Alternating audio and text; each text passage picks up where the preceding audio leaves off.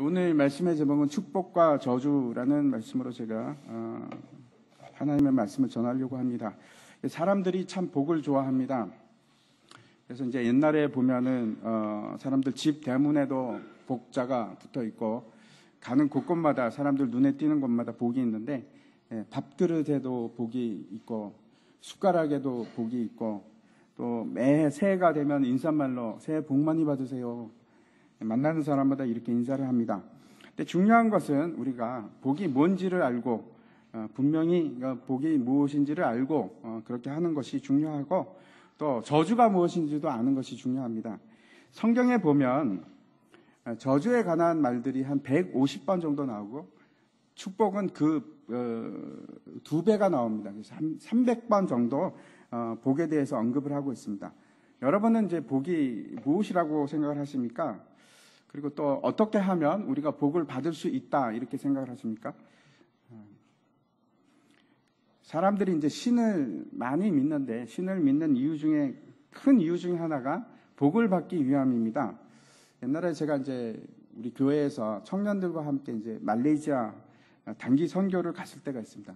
벌써 거의 20년이 다 돼 가는데 그 말레이시아에 가면은 말레이 족은 다 무슬림입니다. 그리고 나머지 이제 부족들은 아니면 다른 인종들은 뭐 여러 가지 다른 종교를 가지기도 합니다. 예를 들어서 인도 사람들은 힌두교를 믿고 중국 사람들은 기독교도 많이 믿는데 또 많은 사람들이 이제 불교를 가지고 있습니다. 그래서 이제 그 당시에 우리를 인솔하던 선교사님께서 우리에게 이제 그 미션을 주셨습니다. 그래서 그때 쿠알라룸푸르 갔었는데 거기서 3가지 사원을 다 이게 돌아보라. 이렇게 모스크도 가보고 그러니까 무슬림들의 모스크도 방문하고 그다음에 불교 사원도 가보고 힌두교 사원도 가보고 그래서 이제 그걸 뭐 이렇게 숙제하는 게 있었습니다. 그래서 같이 이제 청년들이랑 같이 찾아갔는데 공통점이 있습니다. 보면은 사원에 가보면 다 사람들이 기도를 하고 이게 복을 빌고 있습니다. 복을 빌고 있습니다. 이제 불교 사원에 간 적이 있는데 한번 그 담장 한번 보여주십시오. 저기인데 이제 이름은 잘 기억나지 않습니다. 큰 절이었는데 거기 가니까 엄청나게 많은 사람들이 이제 막 절을 하면서 향을 피우고 그리고 뭘 하는지 제가 그냥 보고만 있어도 알 것 같았습니다. 종이돈도 막 태우고 그러면서 이제 이분들이 하는 것이 틀림없이 이제 돈을 벌게 해달라고 복받게 해달라고 이렇게 비는 것 같았습니다. 힌두교 사원 이제 왼쪽에 있는 것이 힌두교 사원인데 거기 보면 이제 코끼리 신이 있지 않습니까? 저 신의 이름이 가네샤인데 저 행운을 가져다 주는 신입니다. 그래서 인도 사람들이 가장 좋아하는 신이라고도 하는데 그 이유가 왜냐하면은 돈을 많이 벌게 해주는 신입니다. 그래서 저 가네샤 신을 제일 좋아한다고 그렇게 제가 들었습니다. 제가 이제 이란에 있을 때 저 살던 곳 가까운 곳에 다니엘 무덤이 있었습니다. 그 다음 장 한번 보여주십시오. 저기인데 저희가 이제 다니엘 무덤이 있는 곳입니다. 수산궁인데 수산궁 아주 가까운 곳에 있습니다. 이제 저기 가면은 이제 왼쪽 밑에 보면은 저희가 무덤입니다.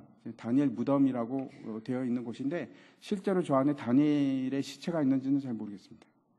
알 수가 없습니다. 아무튼 저희 가서 보면은 이제 무슬림들이 순례객들이 엄청나게 와서 저기서 기도를 합니다. 키스도 하고 기도도 하고 막 그렇게 하는데 왜 그런가 하면 저 이유가 저기서 기도를 하면은 영험이 있어서 돈을 많이 벌 수 있다 하는 그 속설이 있습니다. 그래서 많은 그 무슬림들이 저희까지 찾아와서 저기서 열심히 기도를 합니다. 돈을 벌게 해달라고, 복을 받게 해달라고. 그런 곳입니다. 복은 무엇이고 또 어떻게 하면 복을 받을 수 있을까? 우리가 복을 받을 수 있는 가장 근본적인 이유에 대해서 성경이 말씀하고 있습니다. 아주 분명하게 말씀하고 있는데 그게 뭔가 하면 아시죠? 하나님의 음성을 듣고 그 말씀대로 순종하면 복을 받습니다. 그리고 그 말씀대로 순종하지 않으면 반드시 저주가 임할 것이다 라고 성경은 분명하게 말씀하고 있습니다. 신명기 28장 한번 1절 2절 말씀인데 제가 한번 읽어보겠습니다. 내가 내 하나님 여호와의 말씀을 삼가 듣고 내가 오늘 내게 명령하는 그의 모든 명령을 지켜 행하면 내 하나님 여호와께서 너를 세계 모든 민족 위에 뛰어나게 하실 것이라. 내가 내 하나님 여호와의 말씀을 청종하면 이 모든 복이 내게 임하여 내게 이르리니 하나님의 말씀에 순종할 때에 임하는 복이 어떤 것인지 분명하게 얘기하고 있습니다. 계속해서 한번 보도록 하겠습니다. 3절부터 6절까지. 성읍에서도 복을 받고 들에서도 복을 받을 것이며 내 몸의 자녀와 내 토지의 소산과 내 짐승의 새끼와 소와 양의 새끼가 복을 받을 것이며 내 광주리와 떡 반죽 그릇이 복을 받을 것이며 광주리도 복을 받고 반죽 그릇도 복을 받을 것이며 가득 찬다는 얘기겠죠. 그리고 내가 들어와도 복을 받고 나가도 복을 받을 것이니라. 먼저 말씀하고 있는 것이 뭔가 하면 내 자신이 복이 되는 겁니다. 그게 축복입니다.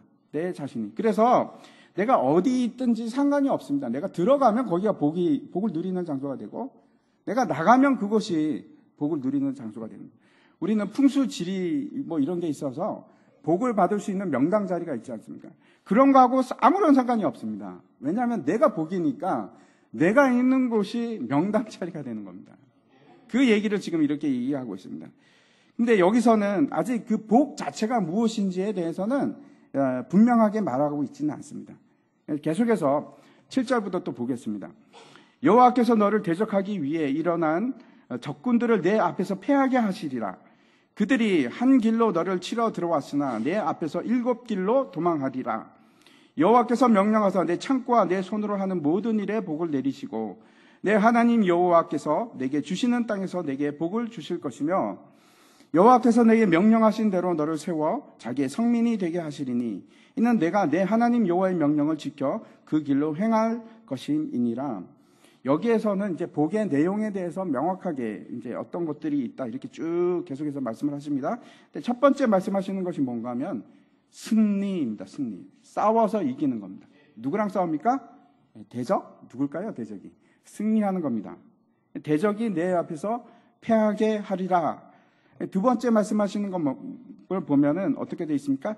창고가 복을 받고 일이 복을 받고 땅이 복을 받는다 이렇게 말씀하고 있습니다. 하나님께서 천지 창조를 하시고 사람들에게 이제 복을 주실 때 뭐라고 하시는가 하면은 생육하고 번성하여 땅에 충만하라, 땅을 정복하라, 그다음에 모든 생물을 다스리라 이렇게 얘기하십니다. 그 얘기입니다. 그렇죠? 창고가 채워지고 모든 일에 내가 영향을 미칠 뿐만 아니고 그리고 다스림을 받는 자가 아니고 모든 땅에서 다스림을 받는 자가 아니고 다스리는 자가 되는 겁니다. 이것이 복입니다.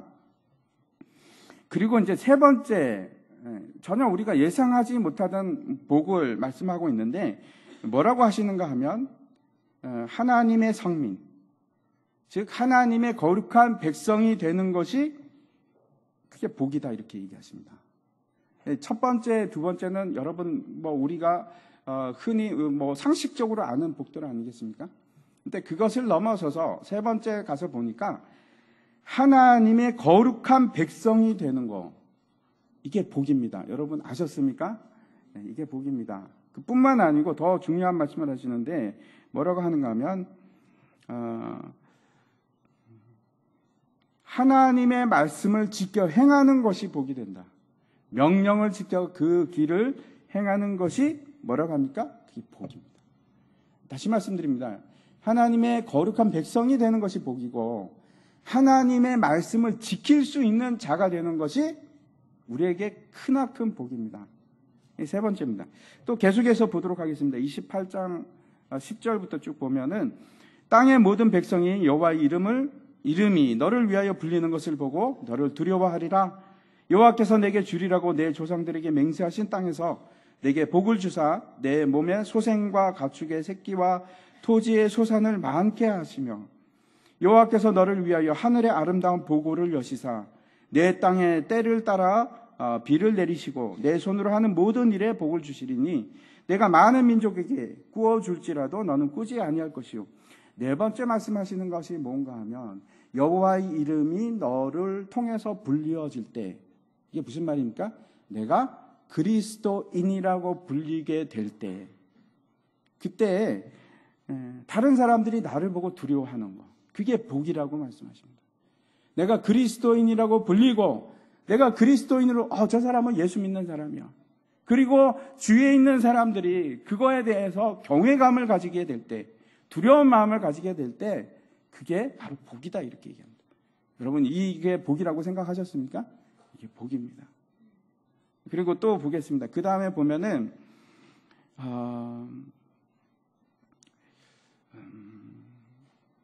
풍요롭게 하는 겁니다. 그렇죠? 내게 주리라고 내 조상에게 맹세하신 땅에서 복을 주사 소생이 자녀들이 생산이 계속되고 가축과 새끼와 토지의 소산이 많아지고 풍요로워지고 풍성해지는 것, 이것이 복입니다. 우리가 알고 있는 그런 복이죠. 그 다음에 또 보겠습니다. 6번째 보니까 어떻게 되어 있습니까? 여호와께서 너를 위하여 하늘의 아름다운 보고를 여시다. 비를 내리시고 하나님께서 주시는 비가 바로 은혜입니다. 근데 은혜를 우리에게 늘 부어주셔서 내가 부족함이 없는 겁니다. 부족할 새가 없습니다. 부족할 만하면 하나님께서 또 비를 내리시고 은혜를 또 내리시고, 그래서 나는 항상 넉넉해서 사람들이 뭐 나를 어떻게 볼지 몰라도 나는 넉넉해서, 그래서 꾸지 않습니다. 꾸지 않고 오히려 꾸어주는 자가 되는 겁니다. 이게 복입니다. 마지막 복 7번째 한번 보도록 하겠습니다.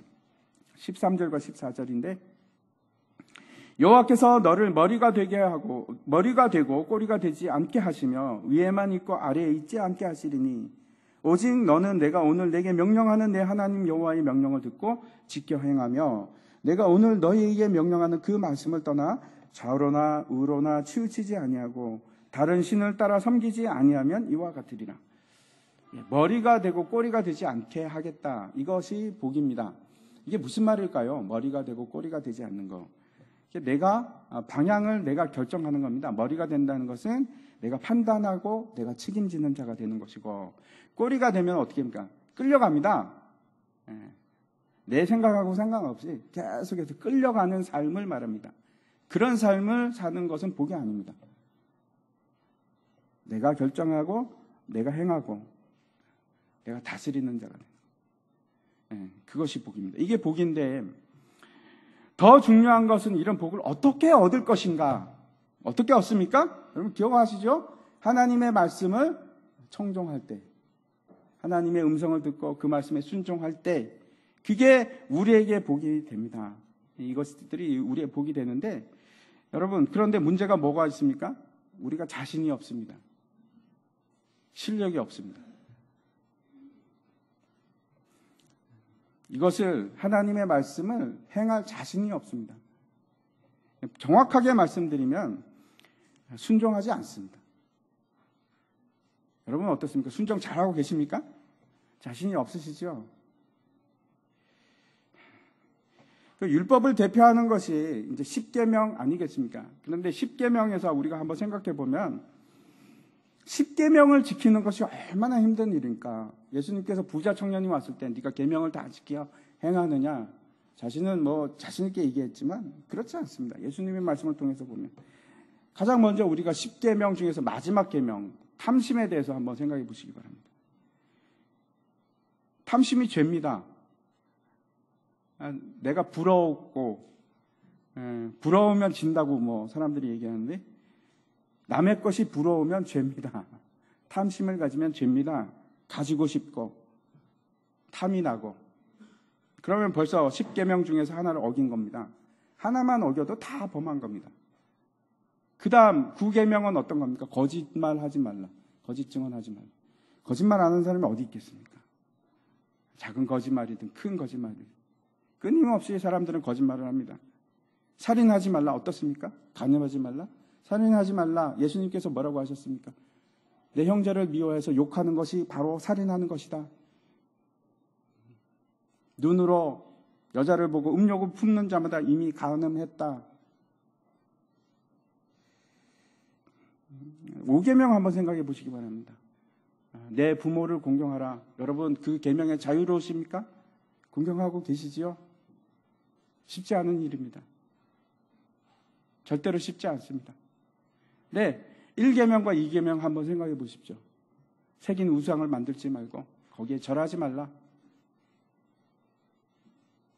여러분, 하나님 외에 더 사랑하는 것이 있으면 우상입니다.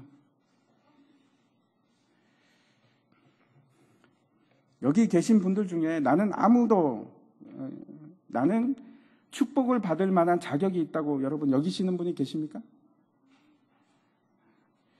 그런 분 안 계시리라고 생각합니다. 우리는 어떤 사람들인가 하면 저주를 받아 마땅한 사람들입니다. 그런데 하나님께서 이런 우리를 저주를 받아야 마땅한 사람들을 어떻게 하는가 하면 저주를 복으로 바꿔주십니다. 이게 은혜입니다. 저주를 주면은 교환권을 주십니다. 예수님께 저주를 딱 내밀면은 예수님이 뭘 주시냐? 복으로 바꿔주십니다. 우리가 이제 지난 시간에 야곱이 요셉의 두 아들들에게 축복하는 장면을 봤는데 그 내용이 어떤 건가 하면 이런 겁니다. 먼 미래에 대해서 얘기를 하고 있습니다. 너희들이 결국 세상 속에서 섞여서 세상 사람들처럼 살아갈 것이지만 내가 반드시 너를 아브라함의 이름으로 다시 부르리라. 다시 아브라함의 자손이 되게 하리라. 이게 복입니다. 이게 복입니다. 창세기 이제 49장, 오늘 본문에 있는 49장은 12명의 아들들 각각에 대해서 이제 축복을 하고 야곱이 숨을 거두는 그런 장면입니다. 근데 지난 시간에도 제가 말씀을 드렸지만 오늘 이게 본문을 보면 성경을 보면은 여러분 성경도 아마 그렇게 되어 있을 겁니다. 옛날 성경이 아니면 조금씩 들여쓰기가 되어 있습니다. 왜 그렇습니까? 이거는 그냥 평서문이 아니고 서술문이 아니고 시이기 때문에 그렇습니다. 시어이기 때문에 그걸 이제 표시하기 위해서 이렇게 안으로 들여쓰기가 되어 있습니다. 전체가 그렇죠. 49장 2절부터 시작해갖고 쭉 27절까지 모든 축복이 시로 되어 있습니다. 그래서 이 일반 문장으로 이해하는 것으로 우리가 할 수가 없습니다. 시어는 항상 상징이 들어가고 은유가 들어가 있기 때문에 그렇습니다. 특별히 야곱의 축복을 보면은 아주 당황스러운 내용들이 있는데 그게 뭔가 하면 유다나 요셉의 경우는 뭐 지극히 이게 축복이라고 하는 것이 분명한 것 같습니다. 한번 뭐 보시면은 8절에 보면 유다야 너는 내 형제의 찬송이 될지라 축복 아니겠습니까? 너는 형제의 찬송이 될지라 축복입니다. 그리고 또 뒤에 보면은 22절에 보면 요셉은 무성한 가지 곧 샘 곁에 무성한 가지라 그 가지가 담을 넘었도다. 너는 담장 너머로 뻗은 나무. 네, 그 야곱의 축복, 그 요셉에 관한 축복입니다. 네, 생각을 해보시면 담이 있는데 내 가지가 너무나 풍성해서 이제는 내 안에 머물러 있는 것이 아니고 그 담을 넘어서 밖으로까지 뻗치기 시작하는 그런 축복을 얘기하고 있습니다. 분명히 축복입니다. 그렇죠? 그런데 이해되지 않는 것들이 있는 겁니다. 오늘 이제 그 본문인 1절부터 7절까지 보면은 세 형제에 대해서 얘기하고 있는데 르우벤과 시몬과 레위 이 아들들에 관한 내용은 이 축복은 정말 축복일까 아니면 저주일까 이런 의구심을 가지게 합니다. 왜냐하면 축복이라고 보기에는 너무나 심하게 보입니다. 이게 어떻게 축복이 될 수 있을까? 7절 한번 보시기 바랍니다. 7절에 보면 같이 한번 읽겠습니다. 시작. 그 노여움이 혹독하니 저주를 받을 것이요 분기가 맹렬하니 저주를 받을 것이라. 내가 그들을 야곱 중에서 나누며 이스라엘 중에서 흩으리로다. 여기 뭐라고 합니까? 분명히 저주를 받을 것이라. 아니 축복을 하는데 어떻게 이걸 저주를 하는 것을 축복이라고 할 수 있을까? 그런데도 우리가 뭐라고 부르냐면 이걸 야곱의 축복이라고 불러야 하는가? 아니면 그냥 유언이라고 할 건가? 제가 가지고 있는 성경은 축복이라고 안 되어 있습니다. 여기 보면은 이제 그 장 제목이 이렇게 되어 있는데 문단 제목이 있는데 야곱의 유언과 죽음. 여러분 성경은 어떻게 되어 있는지 모르겠습니다. 유언이라고 합니다. 왜냐하면 축복이라고 하기에는 너무나 끔찍하니까 이거 어떻게 축복으로 할 수 있을까? 그래서 아마 유언이라고 적었던 것 같습니다. 유언은 맞습니다. 왜냐하면 야곱이 죽기 전에 한 말이니까 유언은 맞는데 그럼 축복은 아닌가? 축복이 아닌가? 아닙니다. 축복이 맞습니다. 왜 그런가 하면 28절 한번 보시기 바랍니다. 28절 같이 한번 읽겠습니다. 시작. 이들은 이스라엘의 12지파라. 이와 같이 그들의 아버지가 그들에게 말하고 그들에게 축복하였으니 곧 곧 그들 각 사람의 분량대로 축복하였더라. 뭐라고 합니까? 야곱이 그 아버지가 축복하였더라. 그들에게 각각의 분량대로 축복하였더라.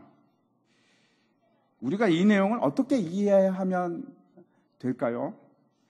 굉장히 어려운 문제입니다. 분명히 저주라고 되어 있는데도 불구하고 성경은 이것이 축복이라고 얘기하고 있습니다. 만약 이 내용을 여러분 생각해 보십시오. 이걸 축복이 아니고 저주라고 우리가 받아들인다면, 그러면 야곱은 몇몇 아들들에게는 축복이 아니고 저주를 내린 것이 됩니다. 그런데 이것이 저주면 많은 문제가 생깁니다. 왜 그런가 하면 하나님께서 아브라함을 통해서 축복을 주셨습니다. 그런데 그 축복이 이삭에게 내려왔고 그 축복이 다시 야곱까지 내려왔는데 이제 야곱에서 끊어지는 겁니다. 그 자손에게 복이 내려가는 것이 아니고, 분명히 하나님께서 아브라함과 그 자손을 통해서 복이 되게 하시고 그 복을 통해서 그 자손들이 복의 근원이 되게 하셨는데, 그러면 오늘 말씀은 도대체 무슨 얘기인가 한번 살펴보도록 하겠습니다. 먼저 1절을 보겠습니다. 1절 제가 읽겠습니다. 야곱이 그 아들들을 불러 이르되 너희는 모이라. 너희가 후일에 당할 일을 내가 너희에게 이르리라. 이게 아주 중요한 문장입니다. 중요한 구절입니다. 우리 성경에서는 너희가 후일에 당할 일이라고 제가 노랗게 적었지 않습니까? 후일에 당할 일이라고 이제 해석을 했는데, 이 후일이라는 단어는 원래는 어떤 뜻인가 하면 아하리트라는 말인데, 이게 어떤가 하면 뜻이 마지막 때, 극단, 맨 마지막을 얘기합니다.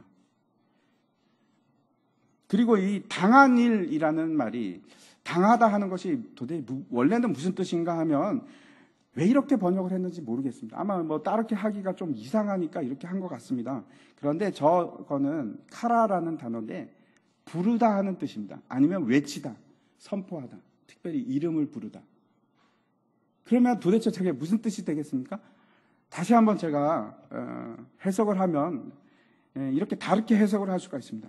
너희는 모여라. 너희가 마지막 때, 마지막 날들에 선포할 일을 내가 말하리라. 이해하시겠습니까? 이게 지금 너희는 모여라. 내가 후일에 당할 일을 말하리라 라고 해석을 해도 뭐 틀렸다고는 할 수 없습니다. 그런데 좀 더 정확한 말은 뭔가 하면 마지막 날들에 선포할 일을 내가 말하리라. 어떤 생각이 드십니까? 마치 야곱이 우리들에게 말하는 것 같지 않습니까? 마지막 때의 일을 선포하라. 그 일을 내가 알게 하겠다. 이런 겁니다. 여러분 다 모이십시오. 여러분 마지막 때에 외쳐야 할 말을 내가, 선포해야 할 말을 내가 가르쳐 주겠습니다. 라고 지금 야곱이 얘기하는 겁니다. 마지막 때에. 여러분 그러면 한번 생각해 보십시오. 우리가 마지막 때에 야곱이 누구의 말을 하고 있습니까? 하나님의 말씀을 대변해서 지금 얘기하고 있습니다. 그럼 마지막 때에 하나님께서 우리가 외치기를 원하는 것이 무슨 말일까요? 복음입니다. 복음. 하나님께서 뭐 다른 말을 외치기라고 하겠습니까, 여러분? 복음을 외치라고 했을 겁니다. 우리가 마지막 때 외칠 말, 그게 복음인데, 여러분 성경은 처음부터 끝까지 그 내용이 다른 게 없습니다. 복음입니다. 일관되게 처음부터 끝까지 하나님께서 나를 어떻게 해서 구원하셨고 어떻게 복을 주실 건가. 다시 말씀드려서 저주를 받은 자를 어떻게 해서 축복을 받는 자로 바꿔주시는가. 그게 복음입니다. 그게 구원이고,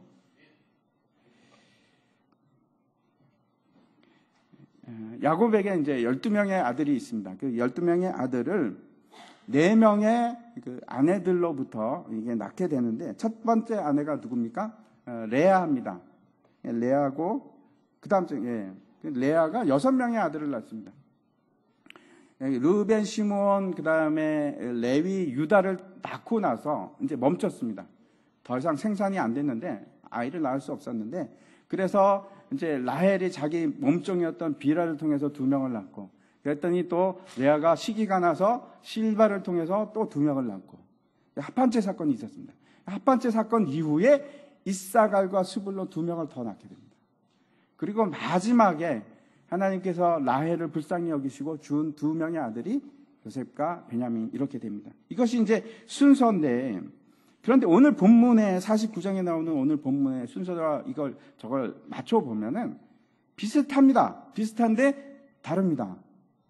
이제 어떻게 되어 있는가 하면 레아의 아들들이 먼저 쭉 6명이 나오고 그 다음에 빌하와 실바의 아들들을 섞어서 나옵니다. 섞어서 나오고 그리고 마지막에 2명 요셉과 베냐민에 대해서 이렇게 축복의 얘기를 하고 있는데, 우리가 그렇게 생각하지 않습니다. 일관성이 있으려면 저것도 아들 순서대로 하든지 아니면은 그 아내의 아들들 순서대로 이렇게 쭉 하든지, 그러면 보기도 좋고 이해하기도 쉽고 그럴 텐데 그렇지가 않습니다. 바뀌어 있습니다. 순서가 바뀌어 있습니다. 특별히 이제 한번 보십시오. 보면은 이사갈과 스불론이 바뀌어 있고 그 다음에 비라의 단이 먼저 나옵니다. 단이 나오고 나서 그 다음에 나오는 것이 납달리가 나오는 것이 아니고 갓과 아셀이 나오고 마지막에 납달리가 나옵니다. 그리고 제일 뒤에는 요셉이 나오고 베냐민이 나오고. 왜 이런 순서일까요? 왜 이렇게 섞여 있을까요? 왜 그런가 하면 순서 자체에 의미가 있기 때문에 그렇습니다. 다시 한번 28절 말씀 보십시오. 같이 한번 읽겠습니다. 시작. 이들은 이스라엘의 12지파라. 이와 같이 그들의 아버지가 그들에게 말하고 그들에게 축복하였으니 곧 그들 각 사람의 분량대로 축복하였더라. 다시 말씀드려서 그들의 특성에 맞춰서 분량에 따라서 축복을 했다. 맞게 축복을 했다는 뜻입니다. 하지만 그 순서가 조금 바뀐 것은 왜 이렇게 순서가 바뀌었는가? 전체적인 내용을 보면은 우리가 이해할 수 있습니다. 다시 한번 말씀드리겠습니다. 야곱이 그 아들들을 모아놓고 뭘 전하기를 원했습니까? 마지막 때 선포해야 될 내용을 지금 얘기를 하는 겁니다. 한번 보겠습니다. 그 내용이 어떤 건지 요약해서 말씀드리면, 첫 번째 아들은 누벤인데 너는 내 장자임에도 불구하고 침상을 더럽혔도다, 이렇게 얘기하지 않습니까? 그렇죠. 비라 사건입니다. 비라가 야곱의 아내인데도 불구하고 첫 번째 장자가 그 비라를 범합니다. 침상을 더럽히다. 죄를 범하게 됩니다. 죄를 범합니다. 그리고 두 번째는 시몬과 레위에 대해서 뭐라고 하면, 너희는 폭력의 도구가 되었다. 내가 너희를 흩어버리리라. 죄를 범하고 나서 쫓겨납니다. 세 번째는 누구에 대한 예언인가 하면 유다입니다. 유다는 길게 지금 예언이 되어 있는데 그 많은 예언 중에서 제일 중요한 게 뭘까요? 실러가 오시기까지. 구세주에 대해서 얘기합니다. 예수 그리스도가 오실 것에 대한 예언을 합니다. 그리고 계속해서 보시면 스불론과 이사갈이 나오는데, 스불론은 해변. 해변이 뜻하는 것은 뭘까요? 세상을 향해서 길이 열리기 시작하고, 그리고 이사갈을 통해서는 그 나귀를 얘기합니다. 섬기는 종의 모습을 보여주기 시작합니다. 그리고 그 다음에 단이 나옵니다. 단은 심판입니다. 하나님의 심판. 그리고 심판 다음에 갓. 전쟁입니다. 전쟁. 전쟁이 일어나기 시작하고 누가 승리합니까? 아셀과 납달리를 통해서 승리를 누리고 승리의 찬송을 하는 장면을 보여줍니다.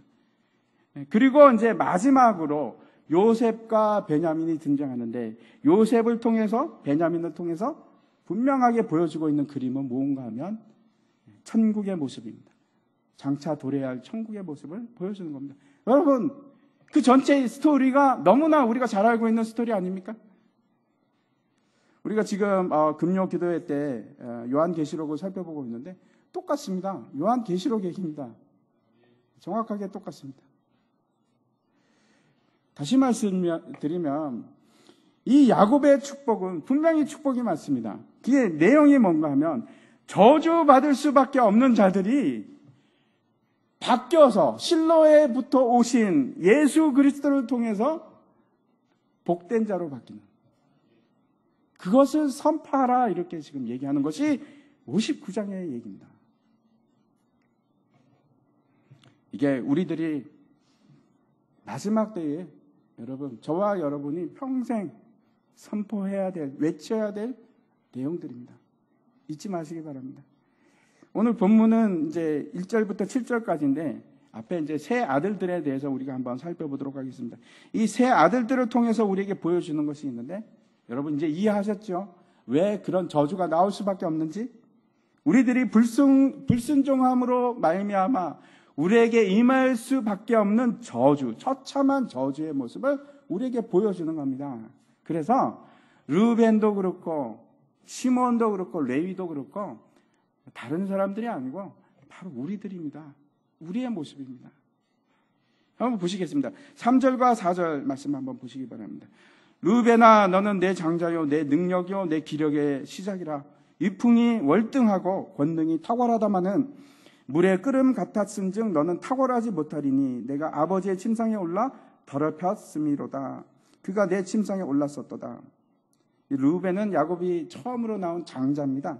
근데 그 모습이 어떠한지 지금 묘사하고 있는데 뭐라고 합니까? 탁월하고 월등하고 강한 그런 너무나도 참 그 준수한 아들입니다. 장자입니다. 근데 우리가 그렇게 창조를 받았습니다. 아담이 에덴에서 그렇게 창조를 받았습니다. 힘이 있고 탁월하고 충만하고 땅을 정복하고 다스리는 그런 자로 창조를 받았습니다. 그런데 이 강함과 탁월함이 어떻게 바뀌기 시작하면 자신감이 되고 그 자신감이 넘쳐서 교만이 되는 겁니다. 그 교만함이 결국은 르벤을 범죄하게 이르게 하는데, 그거 참 이게 여러분 제가 이걸 시어라고 했습니다. 그렇죠? 근데 그 내용도 한번 생각해 보시기 바랍니다. 그 르벤이 아버지 야곱의 침상에 올라갔습니다. 무슨 뜻입니까? 자기 자신이 아버지하고 똑같은 존재로 여기는 겁니다. 우리가 그 장면을 어디서 봤습니까? 에덴에서 보지 않았습니다. 우리가 그런 사람입니다. 하나님 필요 없어? 내 아버지 필요 없어?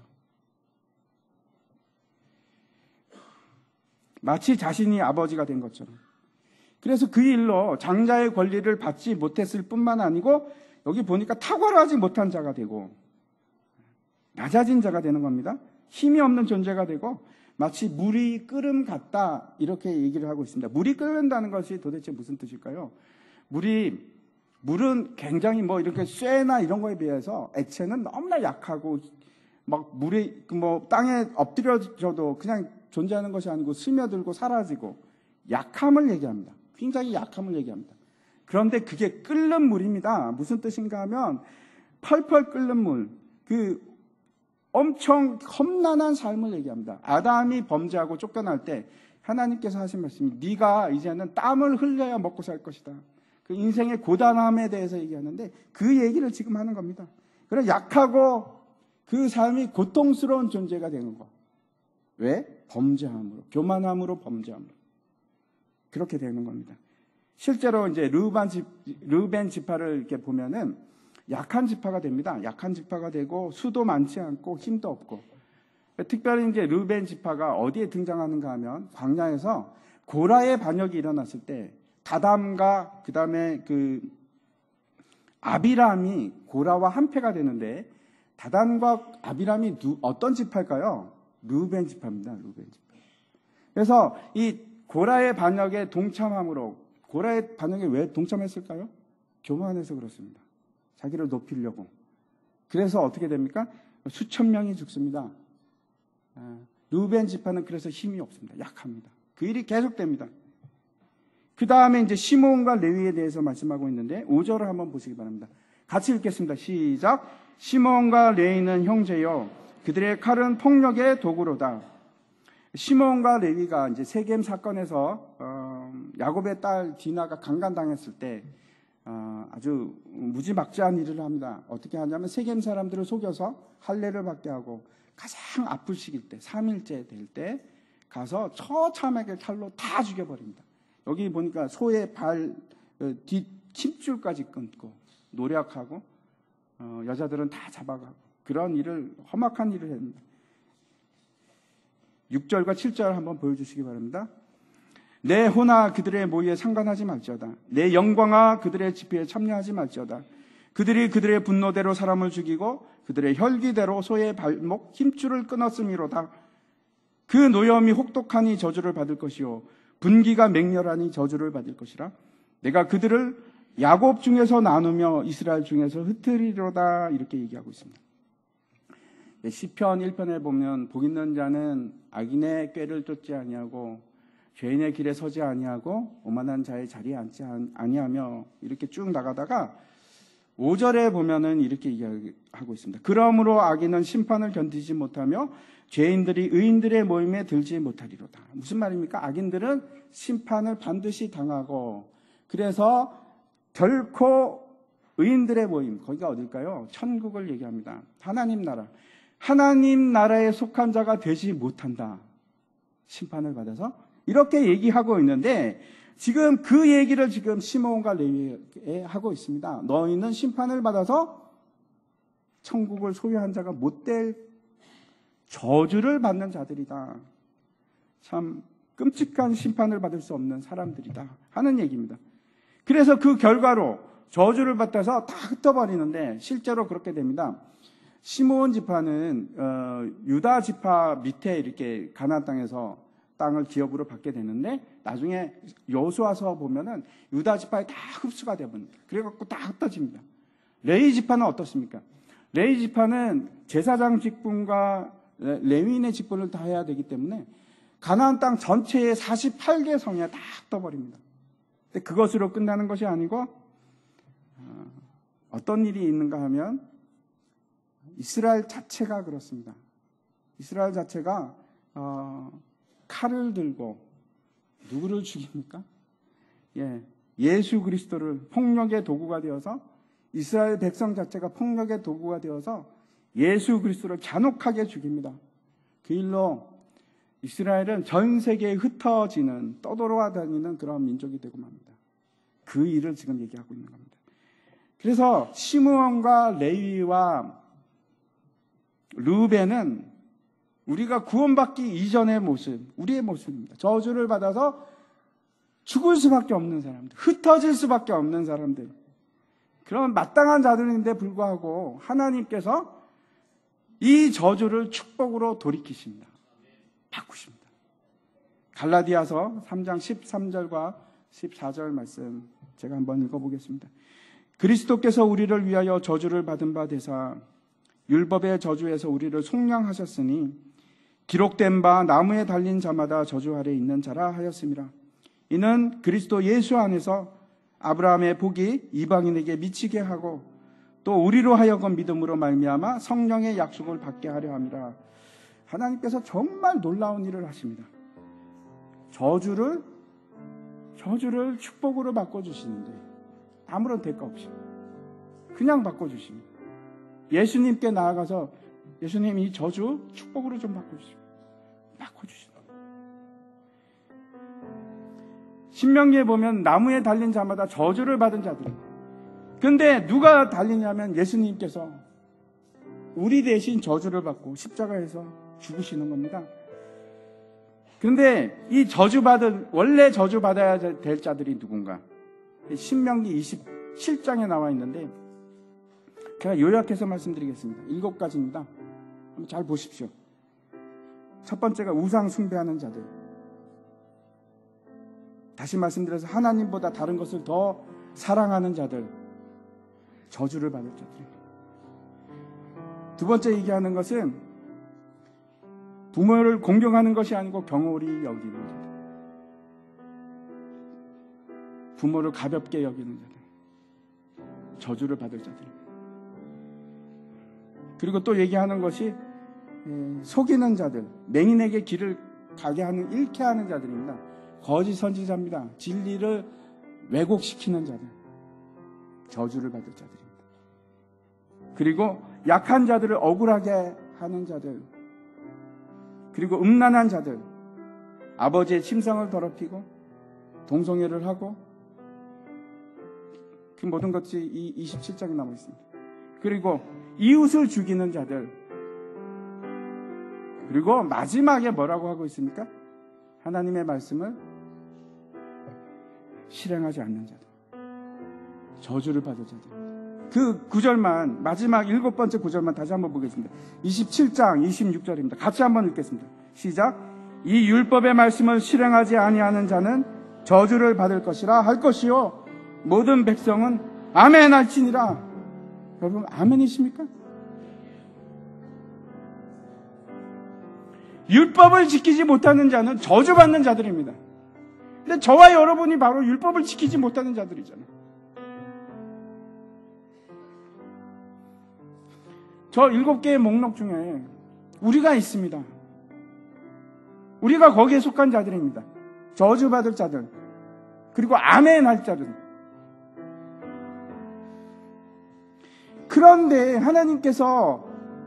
그런데도 불구하고 하나님께서 예수 그리스도를 통해서 우리를 그 저주받은 자리에서 축복의 자리로 옮기신 겁니다. 아무런 가압 없이.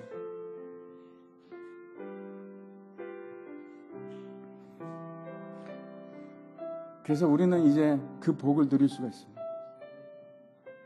너무나 놀랍지 않습니까?